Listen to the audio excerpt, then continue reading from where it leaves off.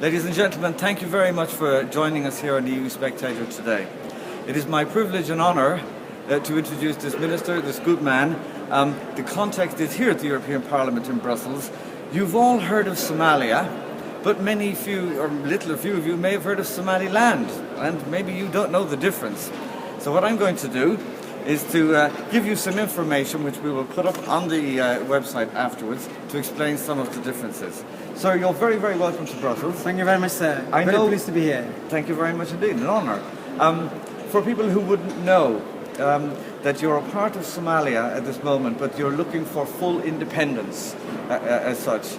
So in terms of international recognition, the United Nations, the European Union, etc. You're here on a 3-day mission. You've met with with your delegation, and you've met with some people. Have you felt that you've made some progress in contacts here in Brussels? I think all the people we met were very sympathetic to the case for Somaliland. And by the way, Somaliland is a very old country. We have a history of more than 100 years. And within the 100 years, we had only a history of less than 30 years with Somalia. Yes. Somaliland was a British protectorate from 1997 to 1960, June 26, 1960.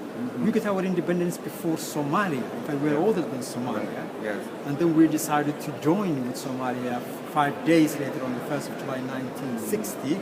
And we were with them since 1991, but that marriage, we had a marriage, and that marriage didn't work at all.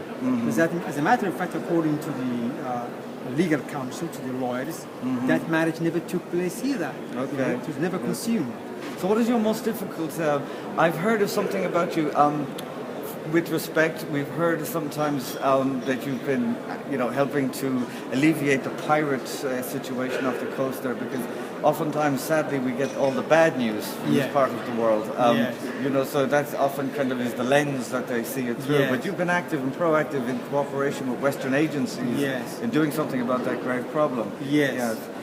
But has it helped you in terms of the hurdles you have to come across in the international community, if you will? Well, as you rightly said, good guys are not on the picture. It's always the bad guys who are on the picture. Yes. Since 1991, we have taken a democratic course in Somaliland. We have a government which is elected. The government is elected, the president is elected, the vice president is elected.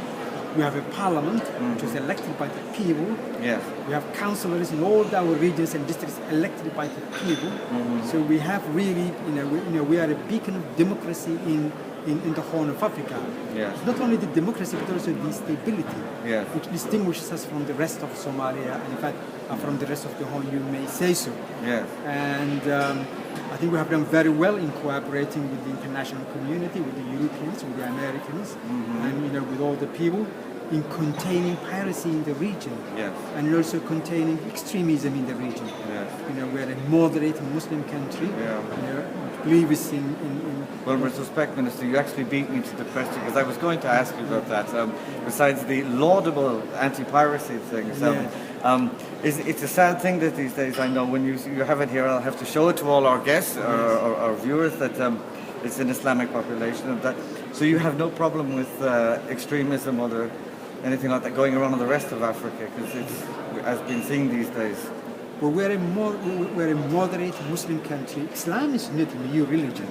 It has been there all the time. 1,400 years old religion. The problem is not the religion. The problem is the way some people interpret, the religion. And we have been able to contain that. And we hope we will be able to do so. And we also with the support and the assistance of the international community, because we believe these people are really giving Islam a bad name. Of course. It's been hijacked by terrorists. Absolutely, and that's not right.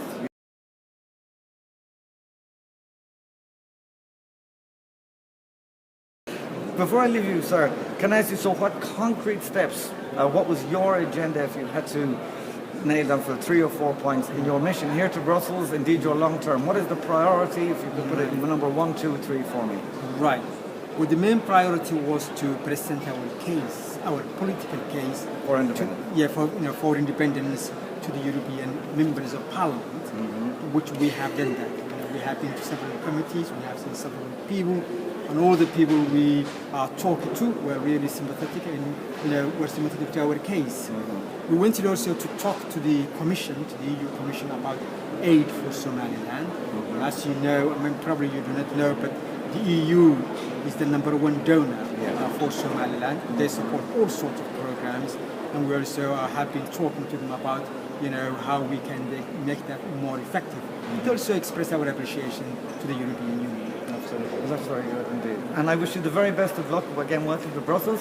And very good luck with your countrymen in Somaliland. Shukran jazilan, as they say in Arabic. Yes. And I wish you very much luck, sir. Thank you very much, sir. Thank you very much. Thank you very much.